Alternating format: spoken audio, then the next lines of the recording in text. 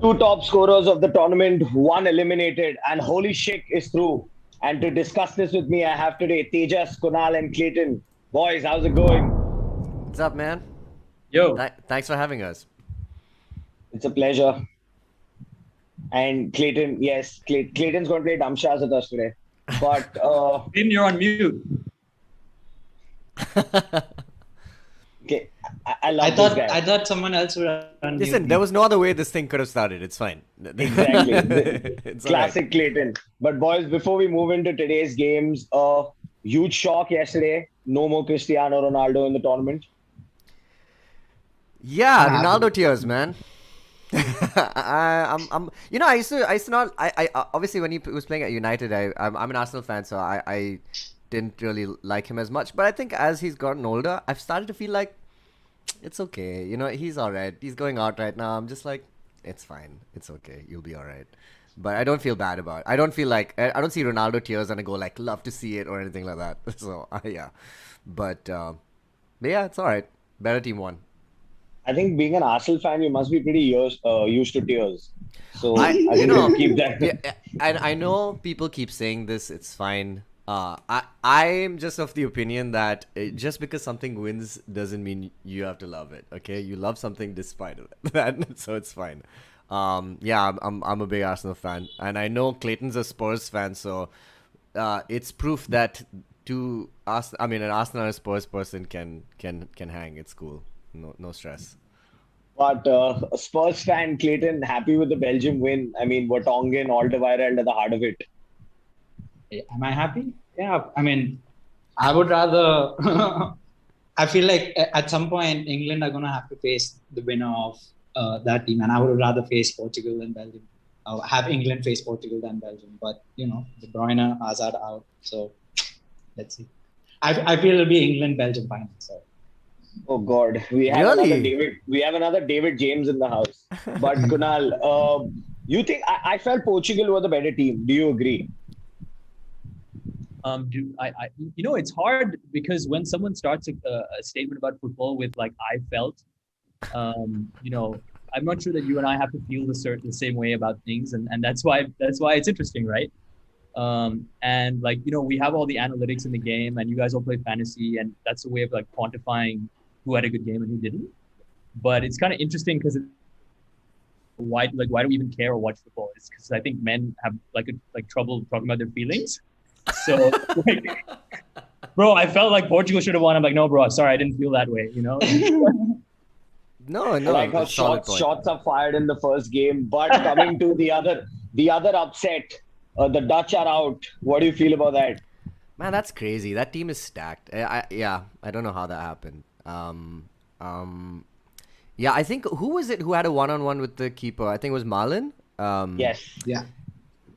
That was it. They lost it over there. I think I caught the other game, so I didn't watch the first one, but I saw the highlights and I was just like, yeah, that's nonsense. You can't be playing for Netherlands and doing that. Yeah, but that's the thing about like once you hit like knockouts, you get a little bit of luck, a little bit of heart, and Dude, anyway, internationals are so weird. This is just like, it's like, okay, cool, let's just do a fun summer camp. That's what it feels like. And like everyone's gone for camp. They're just like, cool, we don't know anybody's playing styles individually. Let's just do something and we'll make wins happen. That's basically what happened. Someone of my friends was telling me something about, I can't remember, I think it was about Netherlands and about how, was Louis van Gaal the coach at some point? Yes. Yeah, he was, right?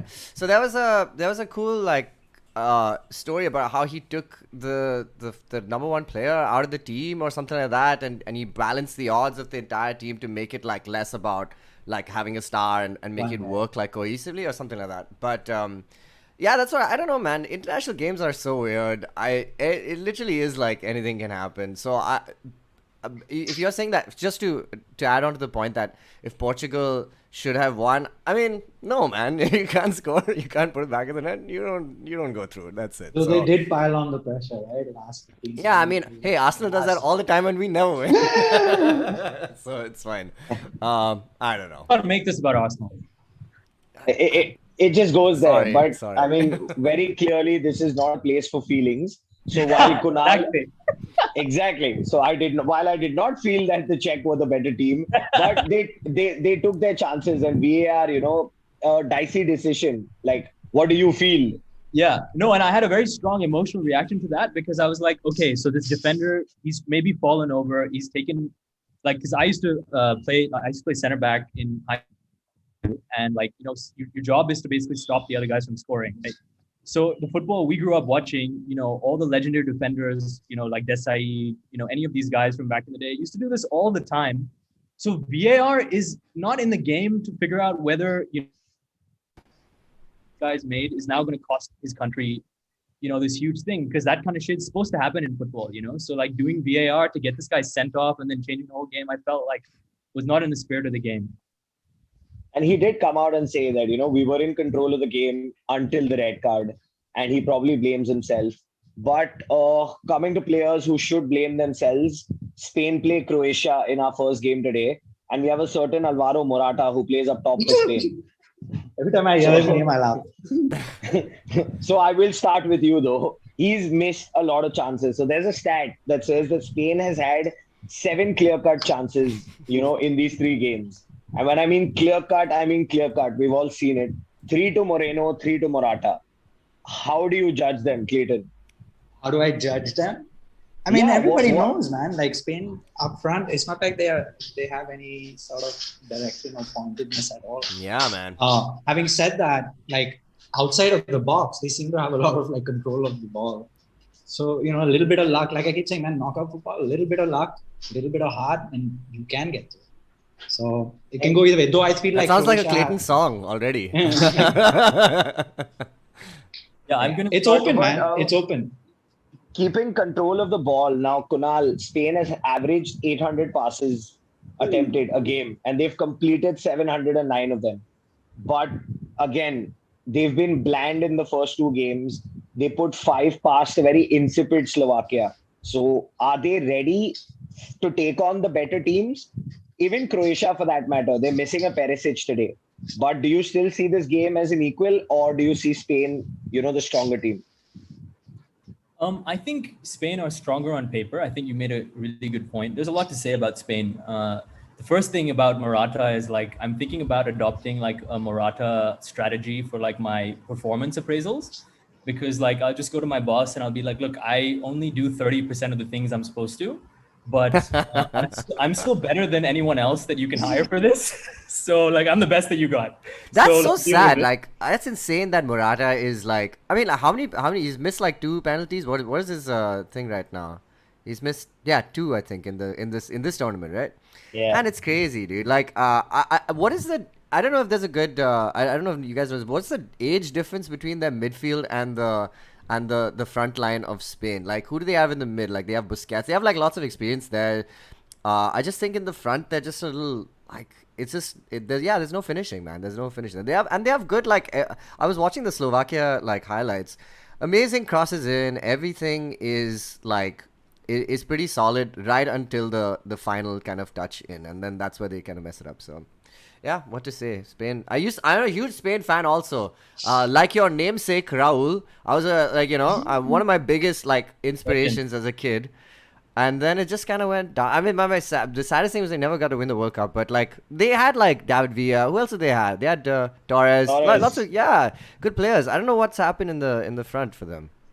And the biggest question is, like I mentioned this, previously in the earlier rounds, that Spain miss the bully in Sergio Ramos. They miss the guy who pushes that team up. Now, are they missing that? Because while, Laporte, Eric Garcia, Pau Torres, they're good defenders. They have experience in Jordi Alba. They have Marcos Llorente playing on the other side. They have a good mix, like you mentioned, in Busquets and Pedri, who's 18. Upcoming talent in Olmo. But do they miss that bully in Ramos? Every team has that bully who will create that chaos. You saw Pepe do it yesterday. The guy smiled after getting a yellow card. So, Clayton, do they miss Ramos? Of course, man. Even if it wasn't his like aggressive attitude, or even if it, like just the skill that he had, of course they're going to miss him. But specifically, if you're talking about like that dirty kind of antagonizing kind of football, I'm sure Spain would totally use that against the Croatian team, who are for sure going to play with heart. Like they're just gonna go give up. I mean, a lot of these smaller countries, it's almost like a battle of like ideologies. It feels like, you know. You see a lot of these smaller European countries, they just play with heart, man, and they like we give it all on the field. So it'll be a great game, and my sense is that I think Croatia will take the game. I think Croatia will. And you know, speaking of Croatia, Kunal's back. Kunal, they have a Ballon d'Or winner with them. You know, Luka Modric came to life in the last game. They're missing Perisic. It's going to be huge. He scored twice for them in the last 2 games. Does that make a difference, or do Croatia have enough firepower to go past Spain probably and just nick it to go to the next round? I think with Perisic, they were comfortable favorites to me because, you know, Perisic is a warrior, and you know, if you love football, you've always seen him in big games throughout the years, Champions League semifinals for various teams, Bayern Munich, Inter Milan. He got that big goal against Scotland too. He actually got in front of Kieran Tierney for that goal. You know, England 2 years ago. Yeah. So yeah, exactly. You're right. Sorry, that's a more relevant point, Clayton. But I think Perisic is a warrior. He's a big game player, and then obviously Modric is a genius. So without, you know, you're talking about that toughness that Ramos brings. I think Perisic brings that too. So I think Spain are the slight favorites just because they have more talent in midfield. But, you know, if Modric can create 1 or 2 moments, they're probably more lethal going forward, I would say, clinical. And give me a prediction. Give me a score. I hate giving predictions because then I want the game to like happen based on a certain way. Yeah. But since you've asked me, I will say 2-1 Croatia. Tejas. Yeah, actually, I would second that. I was going to say maybe 2-0, 2-1 to Croatia. I think Croatia winning this game will like definitely highlight the problem that Spain has. You know, that, you know, they definitely need somebody to kind of just, even if you watch the Slovakia game, like, again, like, it's just those, even the goals, not all of them were like super convincing. You know, it was just, some of them they just got by, and Slovakia, like you said, weren't, you know, a threat at any point. So yeah, I want to say Croatia go through, even though I love Spain. Croatia should go through. And while I know the answer to this, Clayton, a scoreline.